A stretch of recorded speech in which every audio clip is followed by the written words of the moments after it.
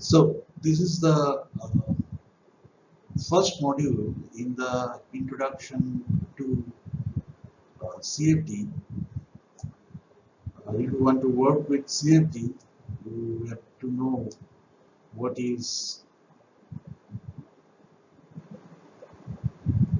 partial differential equation is. That means PDE. What is the PDE? And if you know what is PDE, or if you want to know what is PDE, you must know what is ODE.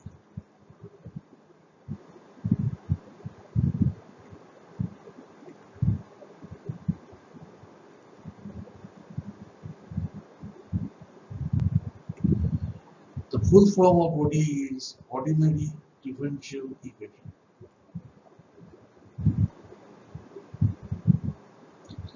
Now, the basic difference between ODE and PDE is ODE is a differential equation dy dx which changes with only one independent variable. That means if x changes from x1 to x2, then y1 will change to y2. So suppose for this equation y is equal to x squared. If I take the differentiation of this equation y is equal to x squared with respect to x, that means dy dx is equals to 2x. So what that implies is, it implies that for a change of del x, y also changes by del 1. That means this x, which is the independent variable, when this x changes by del x, then this y, which is the dependent variable, changes by del 1. It is assumed that no other variable has any impact on this y, this dependent variable. That means y is dependent only on the independent variable x, right? So this is known as ordinary differential equation. When there is only one independent variable for an independent variable, when there is only one independent variable for a dependent variable y, then you can differentiate this equation by dy by dx.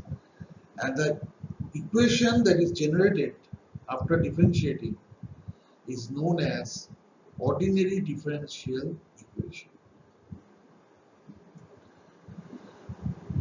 However, contrary to this PDE, if a dependent variable is dependent on more than one independent variable,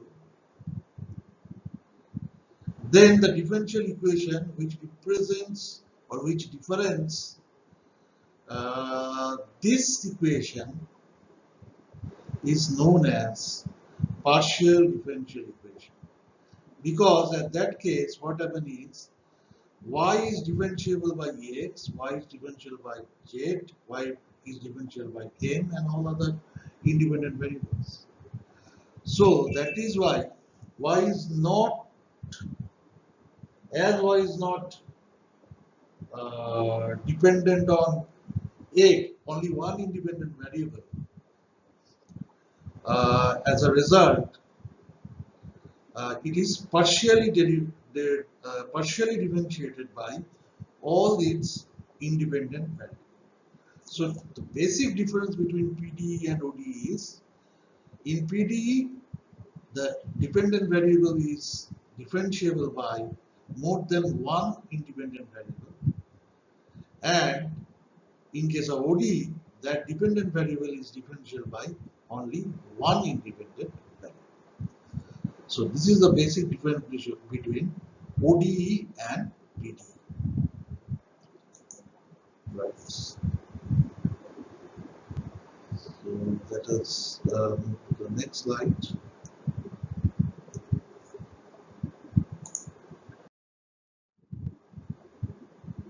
So this is the overall description of this presentation.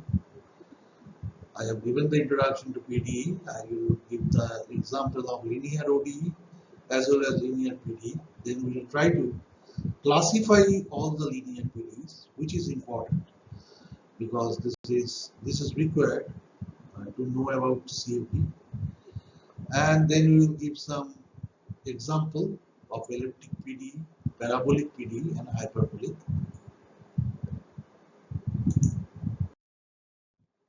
So what is PDE?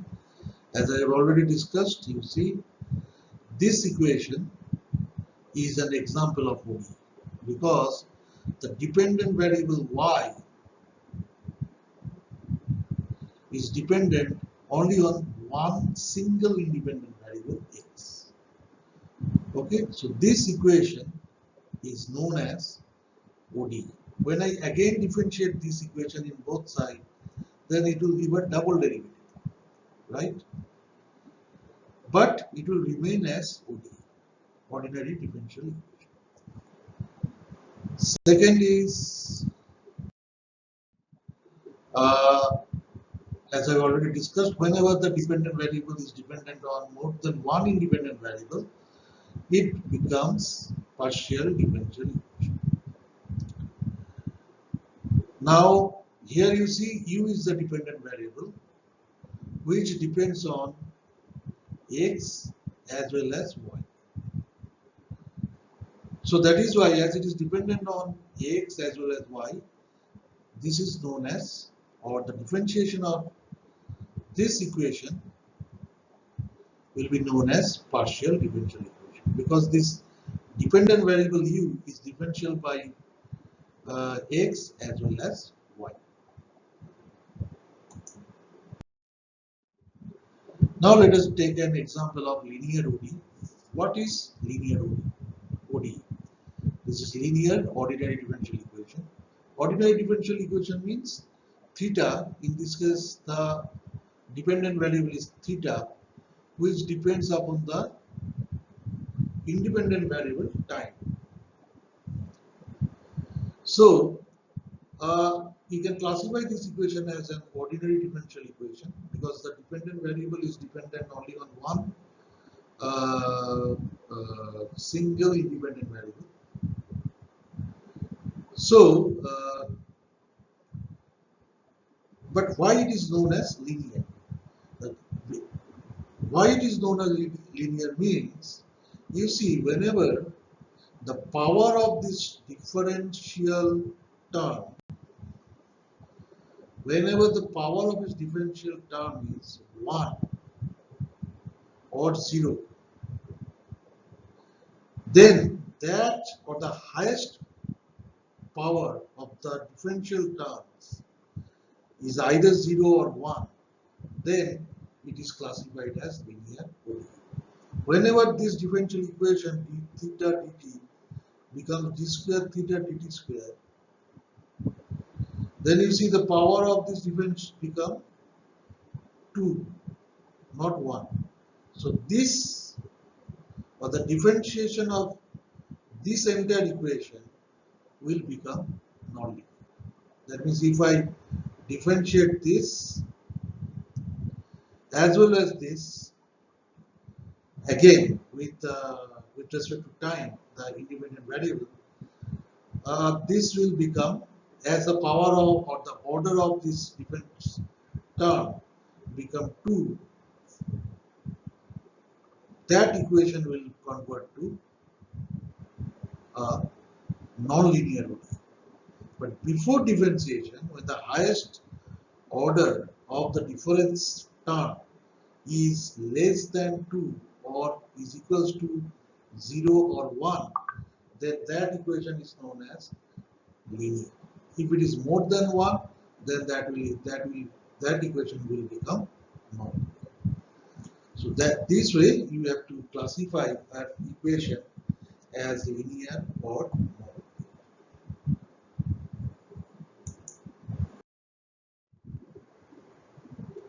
Right. So this is an example of linear PDE,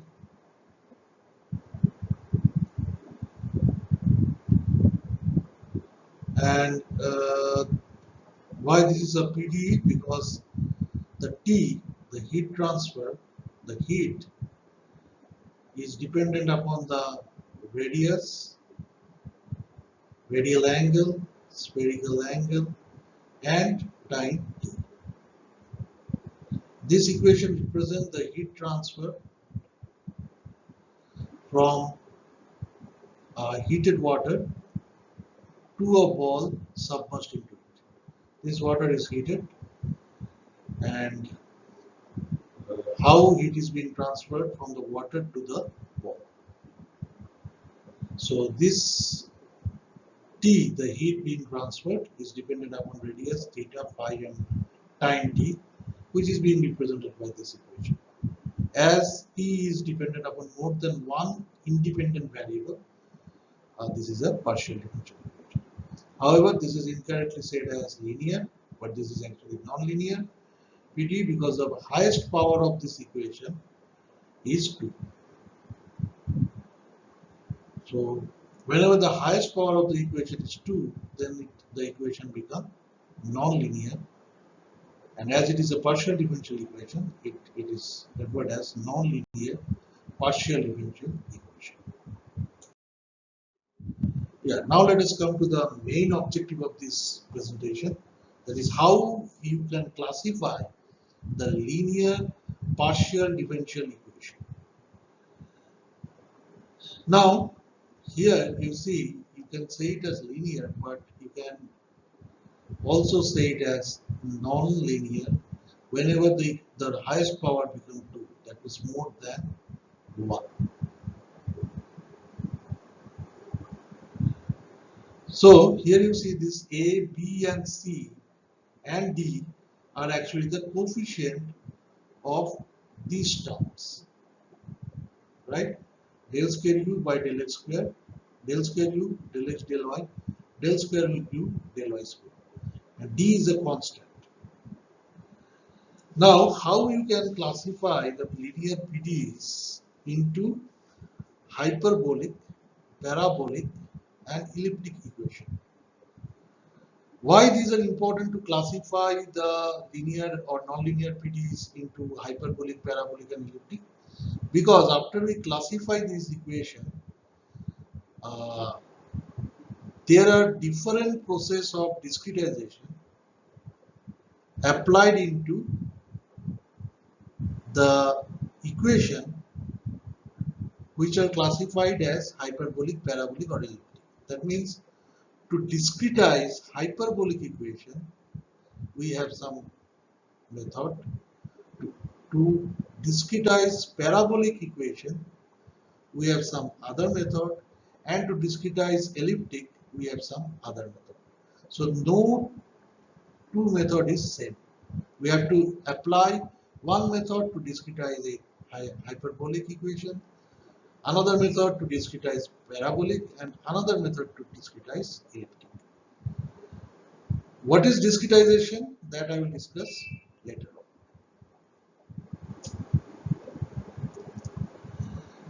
Now let us see how you can classify the PDEs.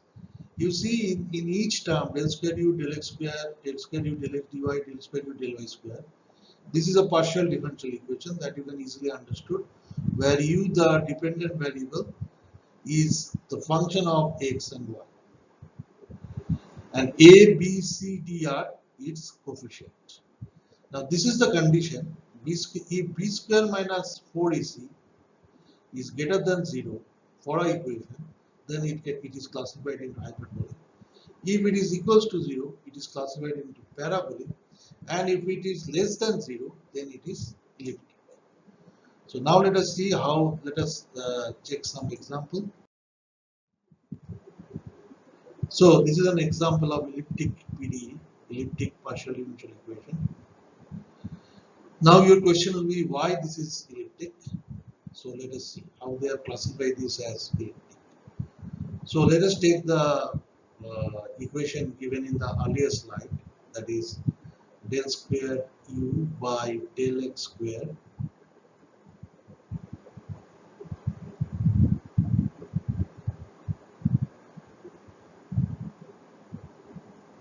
then del square u by del x del y, then you del square u by del y square. So all the of which has a coefficient a, b, c, another one is d without any differential term. This is they are saying is equals to 0. Now if you compare this equation with this equation, now you can see there is no del x del y term. So you can easily assume this term to be 0. That means your coefficient b will be 0. And we have this x squared term and this y squared term. So a is available, c is available. Again, there is no d. So this d can be taken as 0.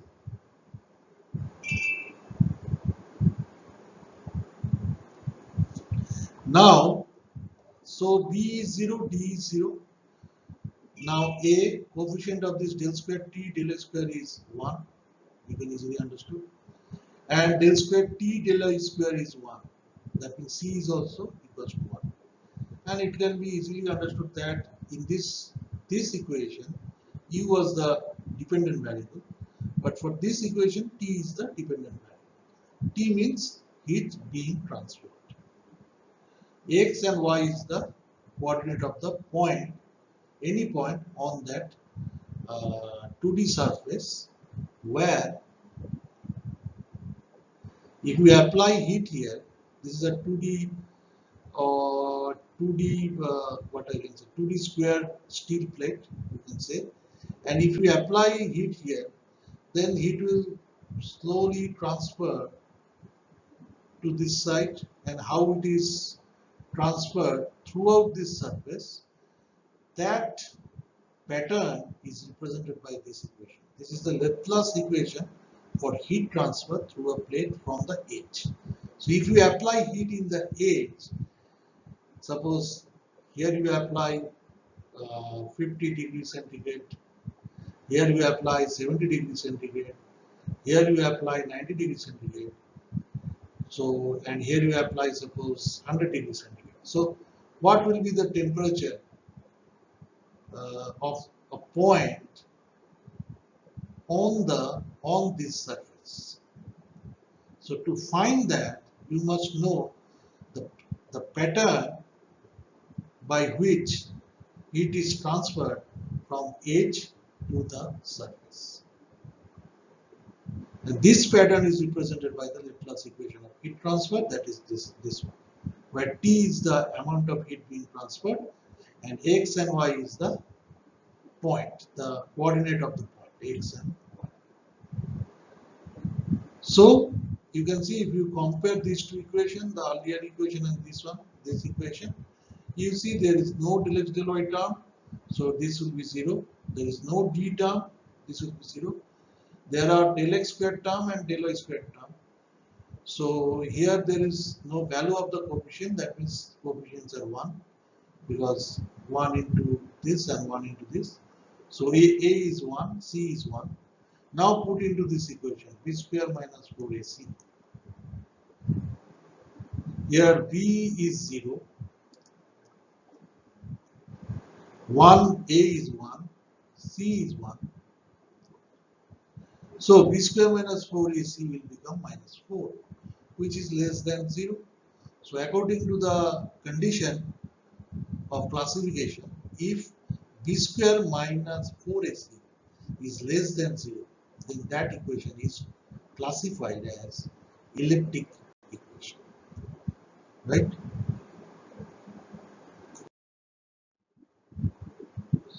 So take this example, another example. This is the heat transfer through a rectangular rod where temperature at the two ends is known. Suppose this is a rod, this is a steel rod or metal rod, and I apply some heat here. So what will happen, as it is a metal, the heat will be transferred from this point to this point.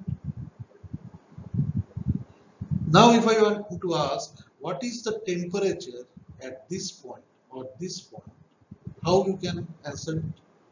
After applying the heat at this edge, if I say after certain time, say t is equal to 6 seconds or 2 seconds or 3 seconds, what will be the temperature at this point and at this point and also at this edge, right?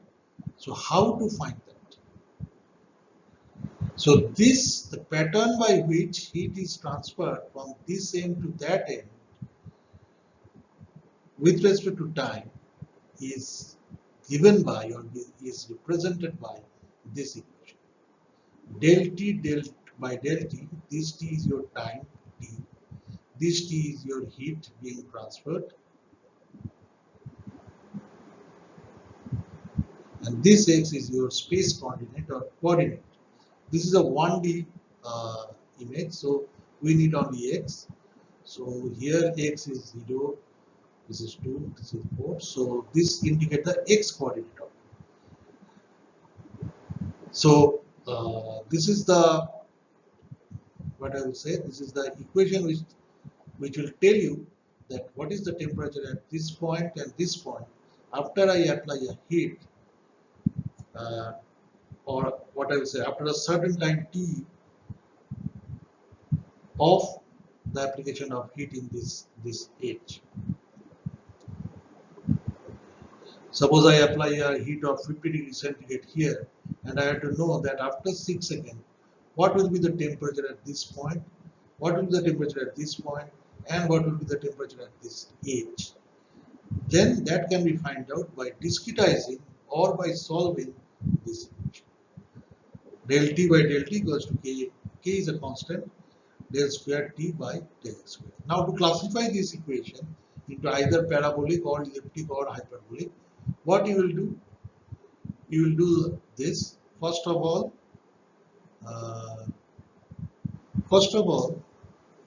what you will do is, let us write that equation again. A del square u del X square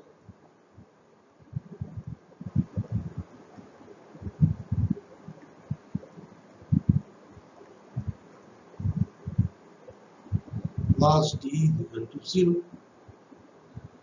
So your first step will be to take this term into this side. So this equation will become minus k del square t by del x square plus del t by del t equals to 0. Now this can also be do like this. You can take this term into this side. That can also be done. Now you can easily say that there is no b because there is no del x del y.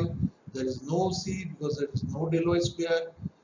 And yes, there is d because this del t by t is a first order partial differential term. So it is not a second order partial differential term. So this is not this term is not similar to this one, or this one, because this is del t del t. So that is why this term is taken as a constant, and you can see that you can say that this term is equals to d, as it is not this del t by t is not dependent upon x, right? That means this term is actually dependent upon the time function, and this term is dependent upon the position function of x. X represent x is equal to 0, x is equal to 2, x is equal to 4. This is the position. The position of the point at which we have to know the temperature after applying some heat in one side of the. So this del T by del T is actually T. It is not like del square T by del x square or like this del square U del x del y del square U del y square. There is no del x square, there is no del x del y, there is no del y square.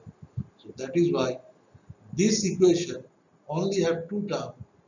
A is equal to minus k and D is equal to del T by del T. So let us see here b square minus 4ac. So b square minus 4ac. Let us see what will happen. As you see, there is no b, so this will 0. There is no what? C, this will be 0. But there is a, and which is minus k. And minus minus will be plus. So ultimately, this is what will be this?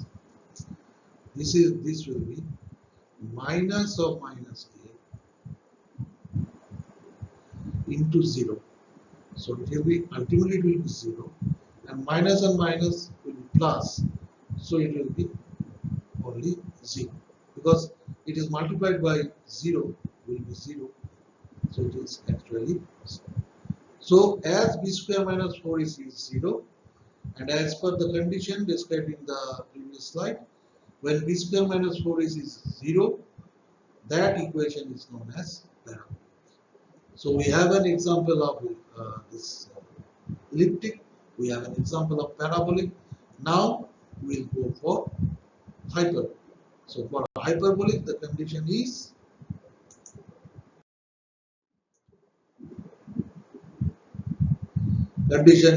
b square minus 4ac must be greater than 0. Now this is the equation of a motion of a string fixed at two ends. And this is also known as wave equation. What is wave equation? This is the string.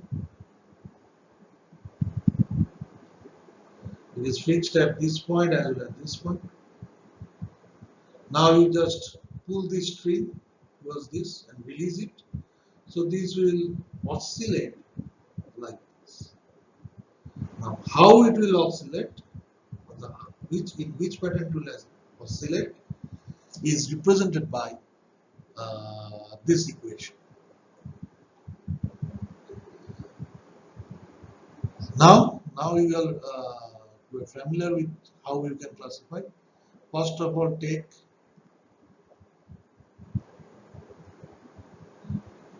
this term this way because the right hand term is 0 for that initial governing equation.